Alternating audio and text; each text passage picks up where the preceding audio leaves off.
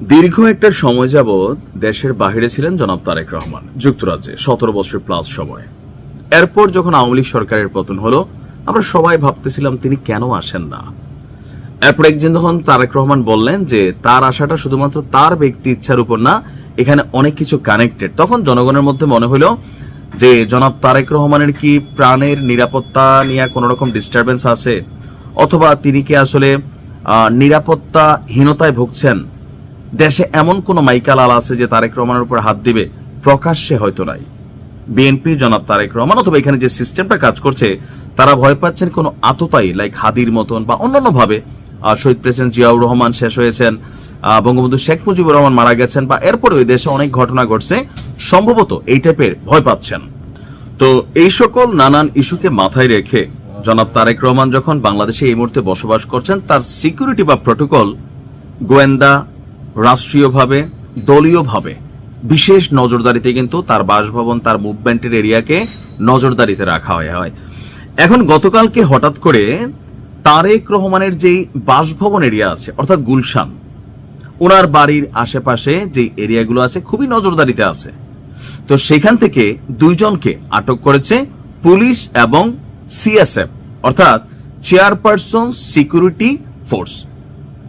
এটা সম্ভবত আগে বেগম খালেদা জিয়ার জন্য কাজ করতে এই ফোর্স, এখন জনাব তারেক রহমানের জন্য কাজ করে, তারা আটক করেছে। গতকালকে সকাল 10:50 গুলশানের 196 নম্বর বাসভবনের সামনে থেকে দুইজন ব্যক্তিকে আটক করে। এর মধ্যে একজনের নাম হচ্ছে রুহুল আমিন, বয়স হচ্ছে 46 বছর, আর ওনার বাড়ি কোথায়, নিজেকে চাঁদপুর জেলার মতলব দক্ষিণ উপজেলার বাসিন্দা বলে পরিচয় দিয়েছেন। কারা কারা আছেন, ওনাকে চিনেন কিনা, তবে ছবি টবি আমরা পাই নাই। আচ্ছা, পুলিশের বক্তব্য হচ্ছে ওই ব্যক্তি মানে এই রুহুল আমিন বাসা ও গাড়ির বিভিন্ন দিক থেকে ছবি তুলছিলেন।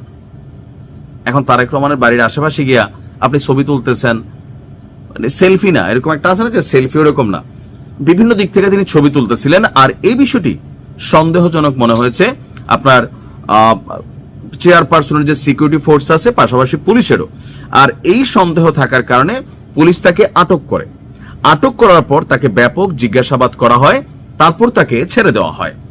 মজার বিষয় হচ্ছে এর কিছুক্ষণ পরেই, এই ধরেন 40-45 মিনিট পরে, সেখানে ওই একই বাসভবনের সামনে থেকে মোহাম্মদ ওমর ফারুক নামের অপর এক ব্যক্তিকে আটক করা হয়। তার পরিচয় তাৎক্ষণিকভাবে নিশ্চিত হওয়া যায়নি। পুলিশের দাবি, সন্দেহভাজন হিসাবে ওই ব্যক্তির দেহ তল্লাশি করে মাদকদ্রব্য পাওয়া গেছে। এখন আটক দুইজনের বিরুদ্ধে গুলশান থানায় আইনানুগ ব্যবস্থা প্রক্রিয়াধীন রয়েছে বলে জানিয়েছে পুলিশ। এখন হতে পারে এখানে বিভিন্ন রকম ইস্যু, যে ধরেন হয়তো নর্মালি তারা ছবি তুলছে, এটাও হইতে পারে।